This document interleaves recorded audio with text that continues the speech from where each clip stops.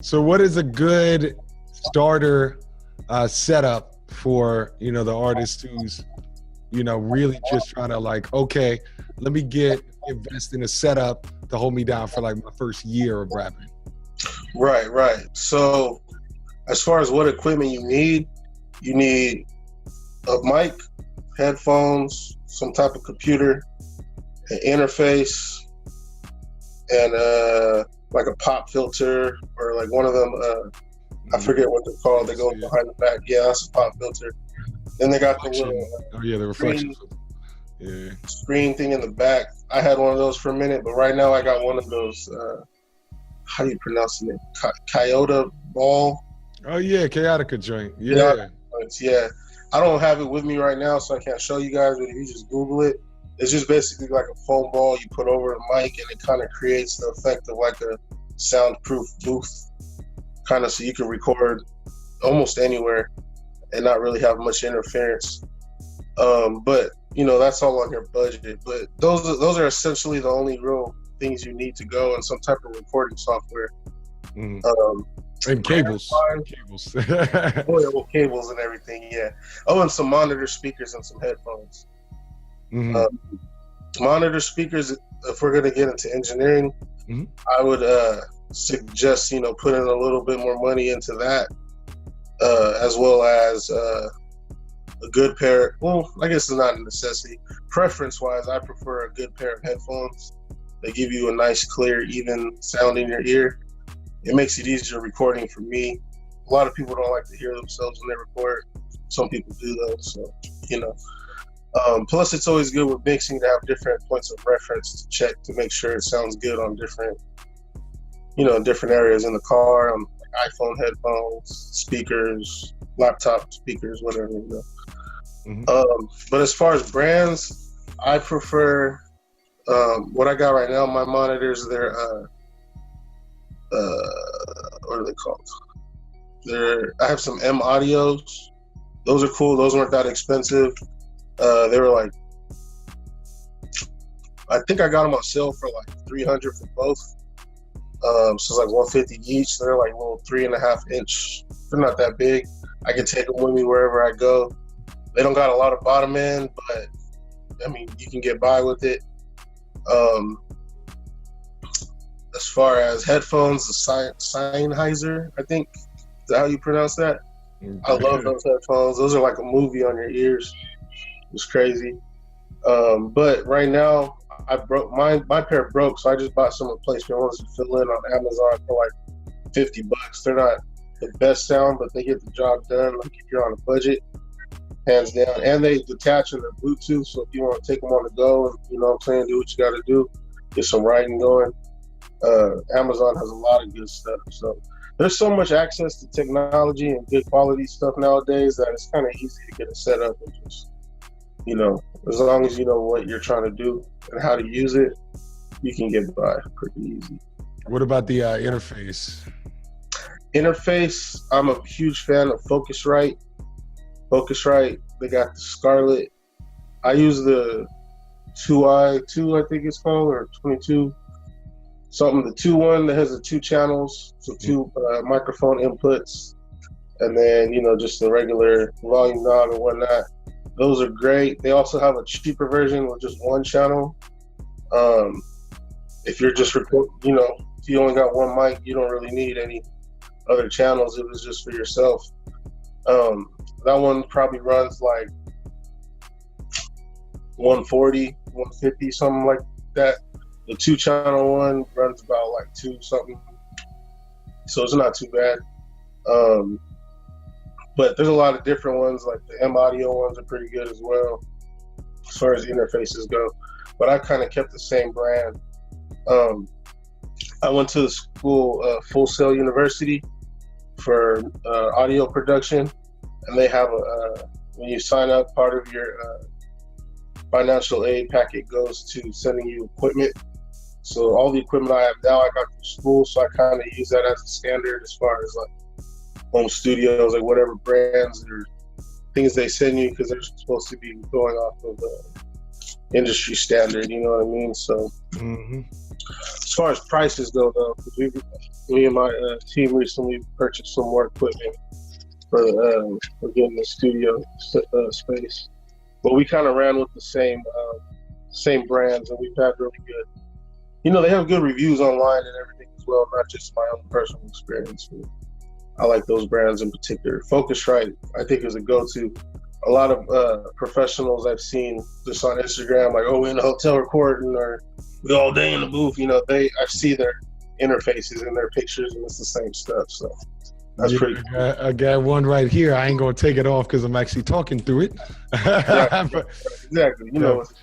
Yeah, man. So, what about the computer? Do you have any specifications you usually look for when getting a computer with the recording mindset?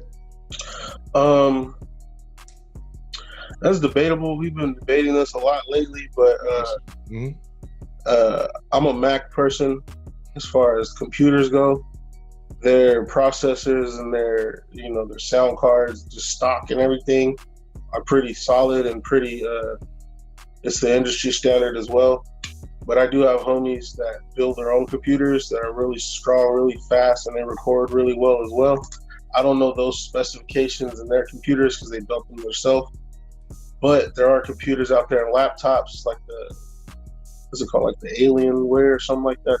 It looks like some robotic space Star Wars type of shit. But I see a lot of producers use those for making beats. I see a lot of producers and a lot of the engineers that I see, aside from like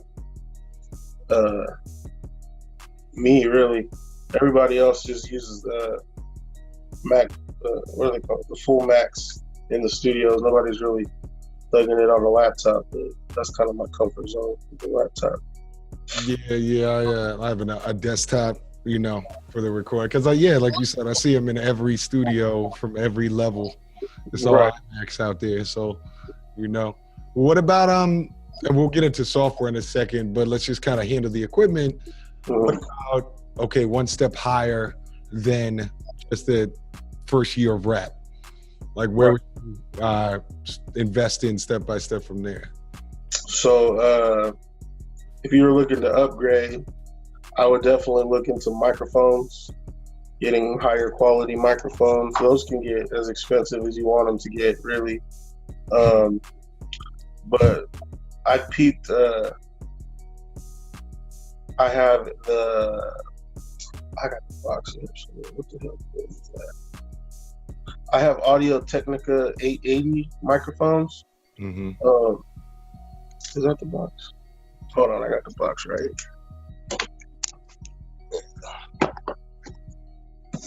No, Audio Technica AT2035. Looks like this.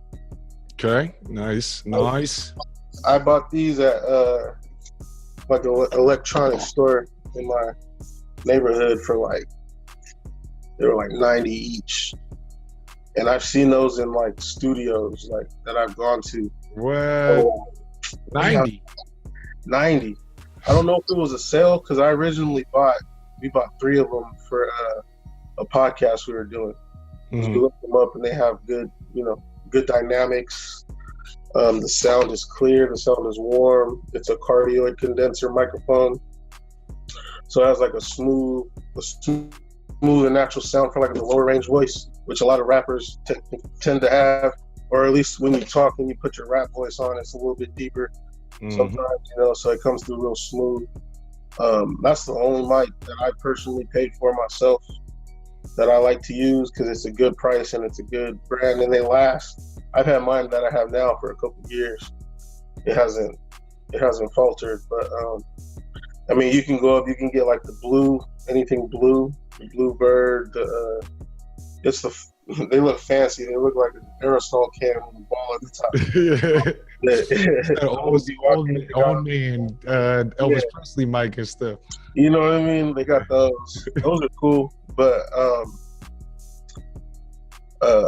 there's different types of mics for different kind of sounds. Like if you go to a big studio, they have a whole bunch of mics on deck, and they use them for different things. Some mics are made for like singers with big voices. Some mics are made for more like recording a bunch of people at once type of thing. The mic like Drew has right there, like the handheld mic, that's more just like, you know, freelance kind of making references and stuff like that. Mm-hmm. So, I mean, it really depends. Like, if you're going to do, like, if you're trying to sing more, I would get a mic like a kind of like this one, honestly. Honestly, this mic has done a lot of good things for me with different types of voices. Like, female singer voices have come out really nice on this. My voice comes out really nice on this. One of my homies has a really deeper voice, is really strong. Like, I don't have to do much mixing to his vocals because they punch through so much. So it's just more like, if anything, softening it up a little bit and brightening it with reverbs and stuff, making it sound nice. But I would definitely recommend that mic. They ain't paying me. I wish they would. Tell me hey, man, we're gonna look into that. You know what I'm saying? Yeah, but you know, if I'm gonna put people on game, I'm gonna put them on what I know and what I use personally. But so do you record some of the ones you had posted in our group with that? Everything. Yeah, well, definitely. If it's cool with you, we should post one of those songs. Yeah. What we do if we promote you, bro? Yeah, we'll post them so people can really hear what, because that all sounds. I thought that was I thought that was with the Neumann or one of them 1,000+ mics. You know what I'm saying? Nah, man, that's what I'm saying. Like, you really, in all honesty, you really don't need to spend as much as you think to get high quality stuff. It's more so technique and having like knowing what to listen for when you're mixing stuff.